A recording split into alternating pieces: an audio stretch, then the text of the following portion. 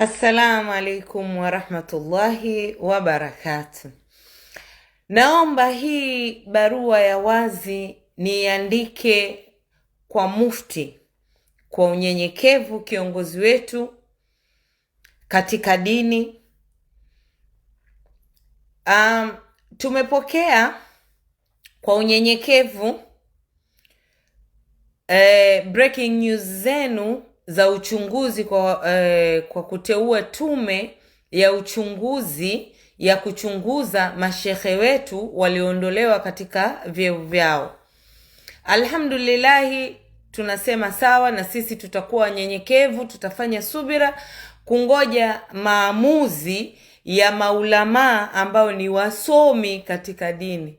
Mwenyezi Mungu awaongoze katika kheri, awaongoze katika uadilifu, awaongoze katika imani, muweze kufikia muafaka, sijui kwa Kiswahili, muweze kufikia yani ile muafaka ulokuwa mzuri, right, na kwa manufaa ya dini yetu na dhamana nyinyi ya vyeo mlivyokuwa navyo, bila kuvunja imani za watu. Kwa nini nasema hivyo? Kwa sababu najua Waislamu tuna imani kwamba mtu anapokosea jambo lile linakuwa kosa, lakini anaporudi akasimama akayarekebisha makosa yake, hatuna budi sisi waumini kumsamehe, kwa sababu amejitambua wapi alipoteleza, wapi alipoanguka. Kwa hiyo na sisi tunasema katika imani tunawapa nafasi tena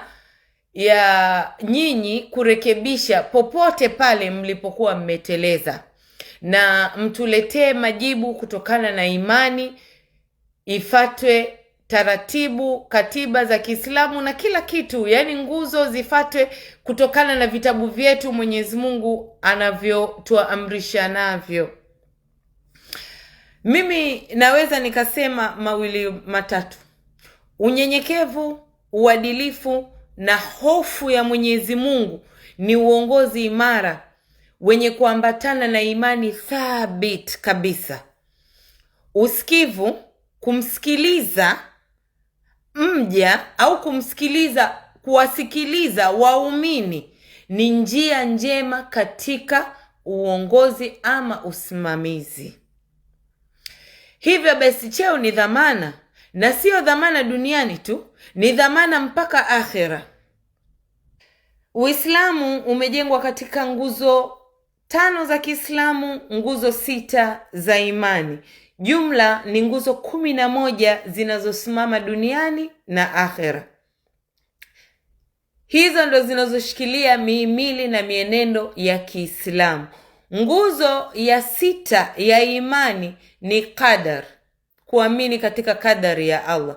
Na sisi tunaamini kila jambo linalotokea au mtihani unaotokea, basi ni kadari ya Allah, ameshaiandika litokee, ili labda kuna funzo fulani Mwenyezi Mungu anataka kutupa, kuna mabadiliko fulani Mwenyezi Mungu anataka tuyafanye, kuna njia fulani au mienendo fulani ambayo hatuendi sahihi, Mwenyezi Mungu anataka kuturudisha katika njia iliyokuwa sahihi, tuendane nayo. Kwa hiyo tunasimama katika kadari ya Mwenyezi Mungu katika nguzo ya imani ya 6. Lililotokea ni kadari ya Mwenyezi Mungu, alikuwa ameshalipanga. Pengine kutolewa madarakani mashehe wetu ni kheri kwao ama ni shari kwa BAKWATA, Allahu ya'lamu, yeye ndo anoijua, na katika kadari hiyo hiyo yeye ndio mwenye kun fayakun. Lakini sisi tunasema tu uadilifu ni imani inayoambatana na hofu ya Mwenyezi Mungu. Mwenye hofu hutenda mambo kwa uadilifu na anatenda mambo kwa haki. Imani nyingi za waumini zimepotea, imani watu wengi wanavunjika moyo. Kwa hiyo tunaliomba baraza lisimame katika imani sana, katika imani. Angalie imani za watu bila kuteteresha imani za watu, bila kugawanisha makundi, maana Uislamu umegawanyika katika makundi au madhehebu tofauti kutokana na huo kutokuwa na uadilifu. Mwingine ataona hajatendewa haki hapa, ataamua atoke aende aanzishe imani zake huko nje, atafsiri anavyotaka kutafsiri yeye hadithi, atafsiri anavyotaka kutafsiri yeye Qur'ani, anaanzisha kundi lake ili na yeye awe kiongozi kule. Lakini kutokana na nini? Kutokana na husda, fitna, roho mbaya, kufanyiana uovu wenyewe kwa wenyewe. Kwa hiyo tukijaribu kuyaavoid haya mambo, jamani, tunaweza tukasimama na Uislamu mmoja kama Mtume Muhammad sallallahu alaihi wasallam alivyotuachia. Hakutuachia madhehebu, bali alituachia Uislamu mmoja tu wenye imani na hizo nguzo 11, 5 za Kiislamu, 5 za imani. Lakini imevurugwa na nini Uislamu? Na unafiki, na fitna, roho mbaya, na chuki zilizomo, na uchu wa madaraka, na huyu kutaka hichi kitu alichokuwa sio cha kwake anataka kumpokonya mwenzake. Jamani, haya yote tupigane jihadi nafsi, tutakasishe nafsi zetu, tupendane, tuwe waadilifu, tumuogope Mwenyezi Mungu. Pale unapomwogopa Mwenyezi Mungu, japo kuna fitna ndani yake, unajua kuwa na imani na Mwenyezi Mungu, ibilisi aache kucheza na wewe, lazima atakufitini. Na pia kuna Waislamu huko ambao wasokuwa na imani, wenye majina tu ya Kiislamu, wenye roho tu basi chafu, wanaotaka kuharibu Uislamu, kuleta chuki, kufanya nini. Mtu ataleta chokochoko zake na maneno hayakosi, lakini mwenye hofu ya Mwenyezi Mungu huziba masikio akamsikiliza Mwenyezi Mungu tu peke yake.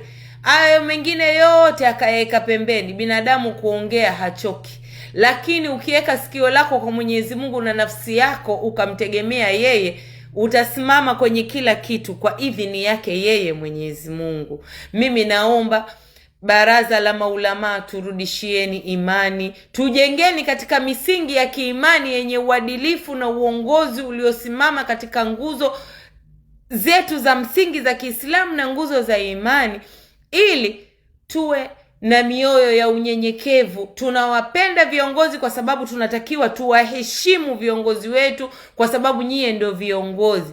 Tunawapenda na kuwaheshimu, lakini jengeni mambo katika maadili ya hofu ya Mwenyezi Mungu.